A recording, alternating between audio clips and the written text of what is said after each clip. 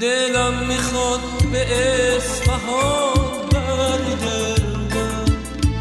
بازم به اون نصف جهان برگردم،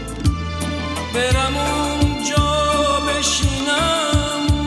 در کنار زاینده رود، بخونم از ته دل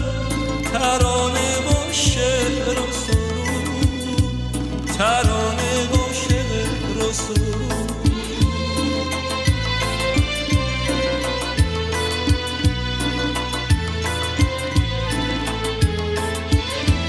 خودم اینجا، دلم اونجا، همه